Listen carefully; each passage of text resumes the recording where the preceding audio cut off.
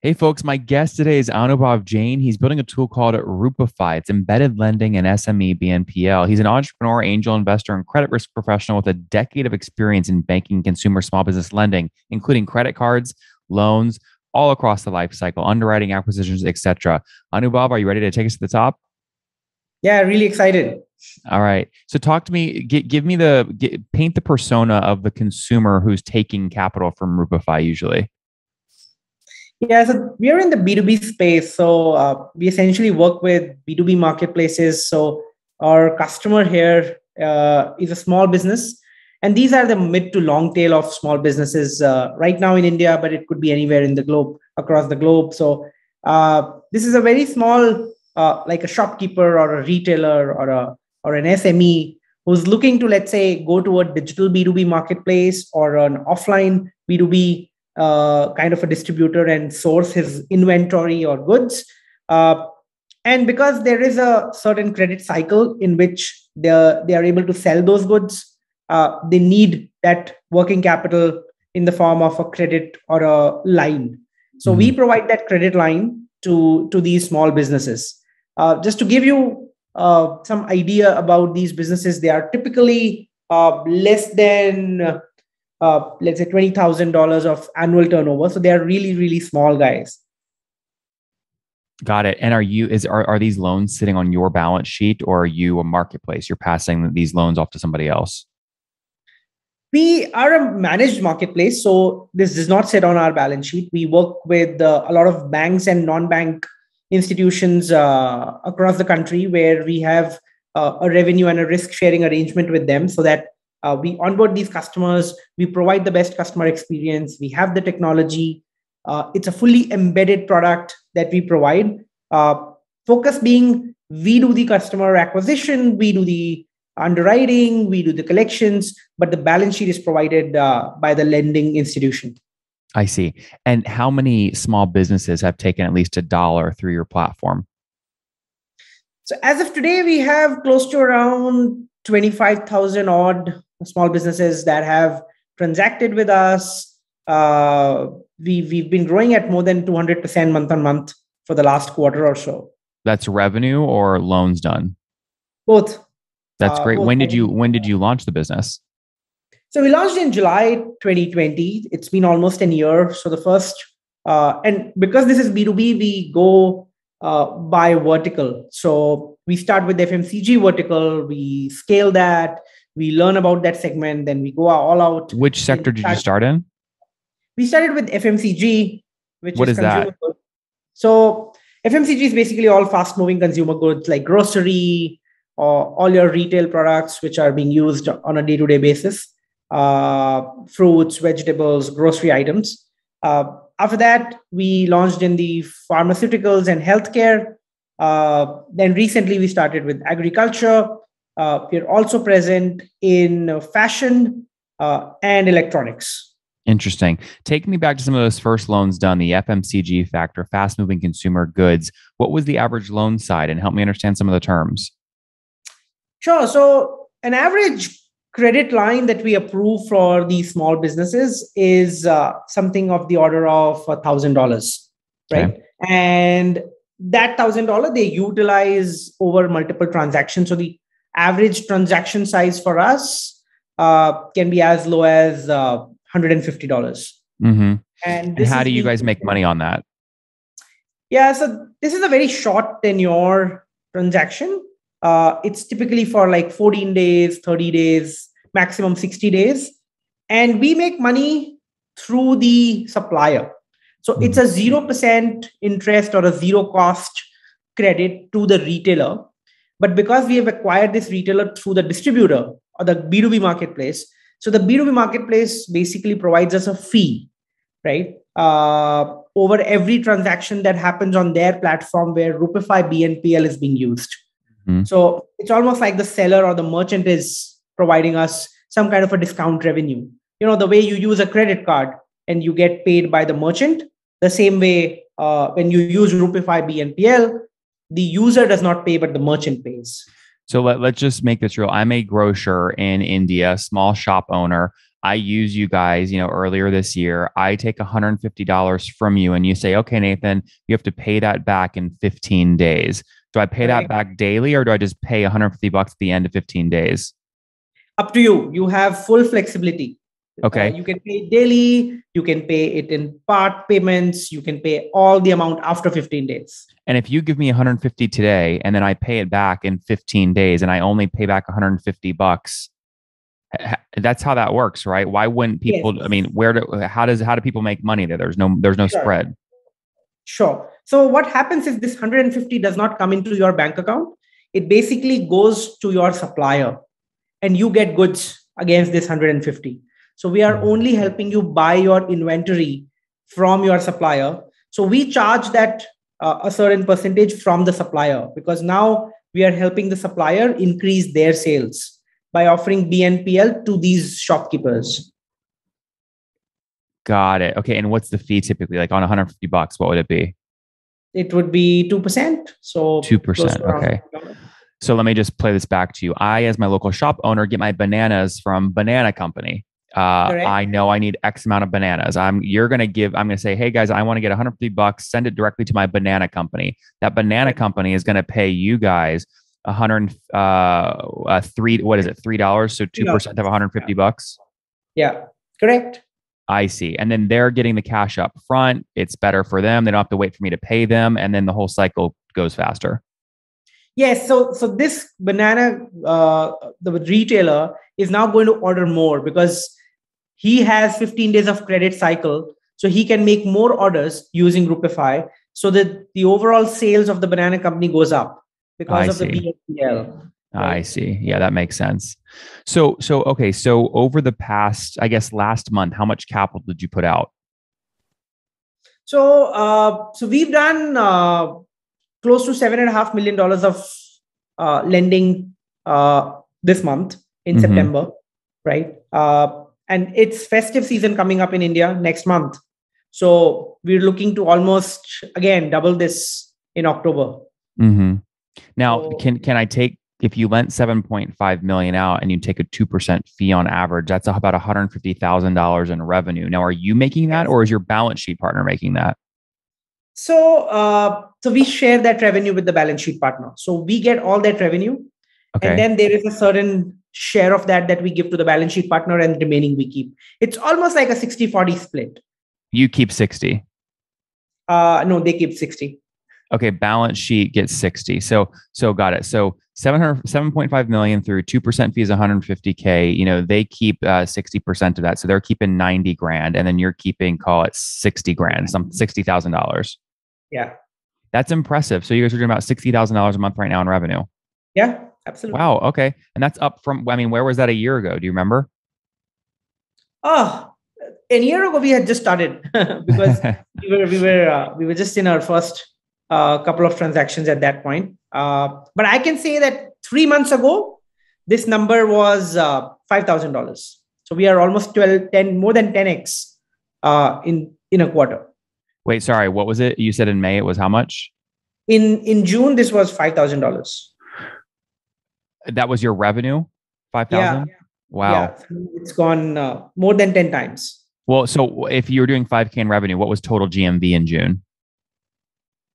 Total loans done. That was close to around 100,000.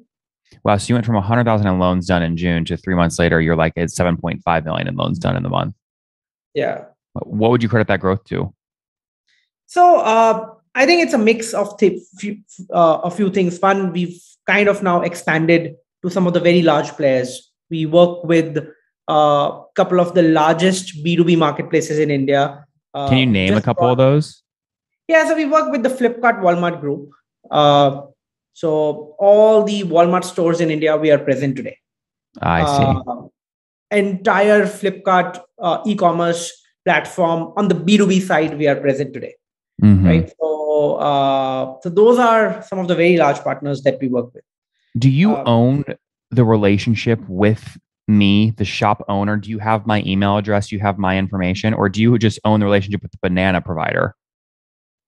We own both. So to begin with, we go to the banana provider. They tell us that, hey, I have these many customers. Can you provide them a BNPL option?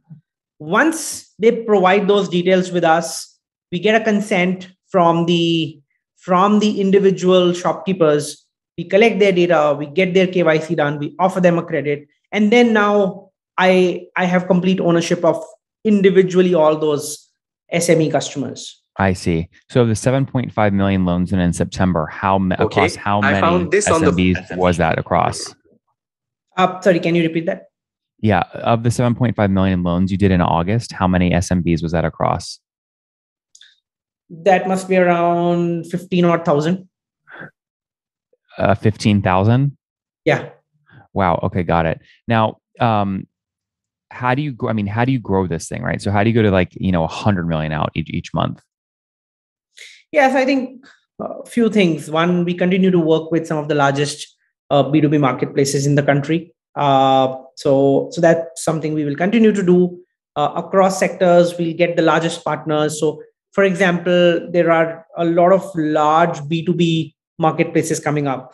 We go to them, we embed Rupify on the checkout page of their journey. So whenever a new small business comes and transacts with them, they will always see Rupify as a payment option or a checkout option. That's number one. The number two is we want to convert this online offering to an offline offering as well. So we want to offer this even for a small business which enters, let's say, a cash and carry store, and they want to make this transaction using credit at the point of sale. So we are now launching an offline BNPL as well. So we want to be omni-channel. And I think in the next couple of years, that's where we would be. Mm-hmm. And have you built all this bootstrapped or have you raised? We raised a couple of rounds. So we started with a pre-seed from some of the well-known angel investors in the country. And then we raised a pre-series A from a couple of financial investors back in March. So yeah, and we've just raised a venture debt last week. Okay, so in the pre-seed round in 2020, how much was that for? That was a little less than $1 million. And earlier this year, we raised a pre-series A that was around $4 million. Okay, interesting. I'm curious, the $4 million, what valuation was that at? We've not disclosed that, but very standard Series A. Well, that's actually why I asked. I'm not sure. I mean, are you seeing the same multiples in India that we're seeing here in the States? Like, did you sell 15-20% of the business for 4 million, something like that? Yes, something like that. Yeah. Okay, got it. So you're talking I won't push too hard here, but you're talking something between a $16 and $20 million pre-money valuation. Absolutely. Yeah. I see. And where were you? What was the valuation on the million that you raised last year? Again, that was also at an idea stage with not a single line of code written. So between 10 to 15% dilution there. Got it. Yeah. You're typically seeing those rounds be 4 to 6 million sort of range. You were in that range. Yeah. Got it. And flesh out the team at that point. I mean, was it just you and a co-founder, or how many co-founders do you have? I have a couple of co-founders. So I look at the financial aspects of things because being a risk guy, I try to manage all the risk collections sort of things. I have a couple of co-founders. One of them was with Google, core technology guy. He worked with Google for 9 years in Google Docs, Google Spreadsheets. Oh, wow. And machine learning. So he looks at technology. And I have another co-founder who worked with a lot of Indian startups scaling their products. So he's the product guy. So yeah. 3 of you. 3 of us. Are you friends? You just split the equity 33, 33, 33? Yeah, it's an equal split between the 3 of us. Oh, very good. Okay, that's a great way to do it. Okay, cool. And then talk to me a little bit about the venture debt round you just raised. How much was that for? Again, so venture debt is typically backed with an equity round earlier. So we raised a 4 million equity, and in India, it's when you raise X equity, you get 25% of that in venture debt. So this is $1 million venture debt. Yep. Interesting. What bank did that? Was that SVB, or what's the equivalent to SVB in India? So this was not from an SVB equivalent, but one of the top 3 venture debt funds. So yeah. Interesting. Was the cost of capital on that under 10%? No. Really? It's a little higher, but I think considering the cost of capital that we would get from a bank, it's very much in line with that. So if we were to borrow from a bank unsecured today, I think we'll not get it at a rate lower than what we are getting from the venture debt. Interesting. From the venture debt fund, did you have to give them warrants as well? Yes, it's a very standard warrants construct. Interesting. I don't know what our standard warrants are anymore. I see them all over. I see ones low as 1%, and I see some as high as like 6-7% warrants. Where were you guys? No, we were in the 1% range. Okay, so you were okay. Got it. I would say that's a good deal then. So it's a 1%, but cost of capital more than 10% from an Indian sort of credit fund, effectively. Yeah. Interesting. What are capital markets like in India right now for this kind of things? I mean, can you go raise, if you want to start doing this off your own balance sheet, could you go raise $100 million at 7% and start lending this money directly? It would not be easy because the cost of capital, if we were to do this on our balance sheet, would be fairly higher. So, but I think the good part about that is that you would have good flexibility in terms of how you run your balance sheet. Because today, when we work with banks and NBFCs, we don't get 100% flexibility in the kind of segments we want to go after, in the kind of processes we want to run. So banks have a lot of controlling power on that. But I think if I were to do this with my own balance sheet, it would have been at least 300 to 400 basis points higher in terms of cost. So I think we really, it's all about what you want to optimize for on day one. Do you want to optimize for cost? Do you want to optimize for risk, or do you want to? But I know you have such a good model, right? I mean, because for a couple of reasons. One, this is effectively a loan product with a very quick payback, 14 to 30 days. Most loan products are like a year, 12 months, or something longer. Yeah. So you have quick payback. You charge 2%. So if you charge 2% on a 15-day facility, right? That's 4% monthly multiplied annually. That's a 48% effective interest interest rate. I mean, you could definitely go raise capital at under 48% interest and then make a spread. Yeah, absolutely. So I think that's the idea that Nathan. So we'll build our risk models. We'll prove that what we are doing, this works. Then we'll apply for a license sometime, raise our own capital under our own balance sheet, and and then maybe do a co-lending or a onward lending kind of an arrangement. Interesting. What's the team size today? How many people? We've recently grown quite rapidly. I think if you asked me this question 3 months back, we were 25. Today we are around 60 odd people in the team. How many engineers? So the engineering team would be like 17, 18 people. 18 people. Interesting. Very cool. What about, how do you measure churn on this? Do you just say, hey, how many of our $25,000 customers take at least $1 every month? Yeah. So we keep on looking at how many of the active transacting SMEs transacted again next month. That number for us is around 80-85%. So retention is 85%. Which is I think okay at this stage, though it should be higher because we are giving them credit at no cost. But what we also see is that churn typically happens in 3 months. After that, we don't see much churn. So let's say I acquire you today. There will be a 10-15% churn month 2 and another 10-15% month 3 and month 4. So that 3 months we'll see a churn, but after that, the portfolio pretty much remains with you. They keep on transacting because somebody who has transacted for 3 consecutive months with you, they'll transact every month because it's a very sticky product. Anubhav, when are you launching a SaaS product to help these grocers and small businesses run their business? That way you have a percentage GMV model, embedded fintech, and also SaaS in one shot. Very soon. You are good. What's the product? This is something a lot of our partners asked for it. So this is coming out very soon. Are you more excited about the SaaS launch or growing the lending business? That's a tough one to answer. I'm actually excited about both right now because both are good experiments for us. SaaS was something we discussed quite a lot because we thought, do we really want to be a SaaS company? Do we want to be a B2B payments company? Because BNPL is just a payment instrument, right?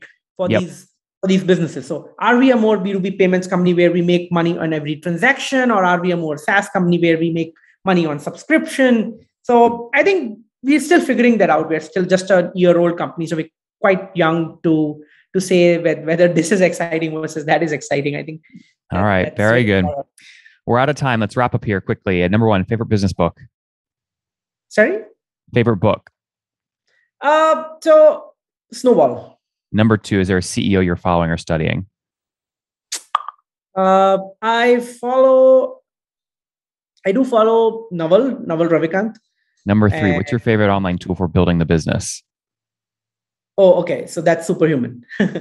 Number 4, how many hours of sleep do you get every night?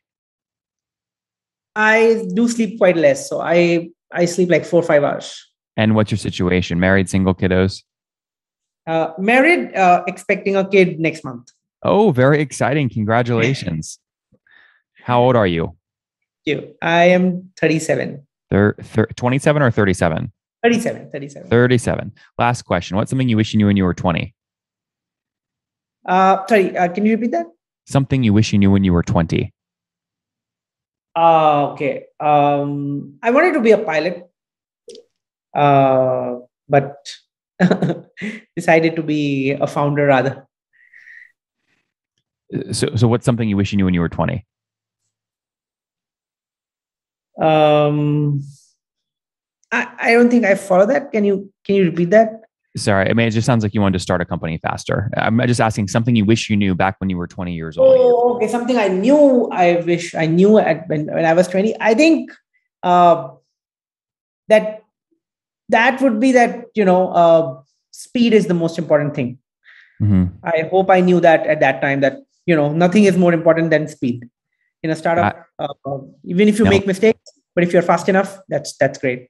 Guys, you have at Rupify.com giving lending instruments to small businesses in India. They did caught $100,000 of loans 3 months ago, but last month in August, they did about 7.5 million. They make 2% on that, so 150 grand. They give 60% of that to their partners, their balance sheet partners, right? So call that 90,000. They keep 60,000. So they went from basically $5K a month in revenue to $60,000 a month in revenue in the past 6 months. They're growing very quick.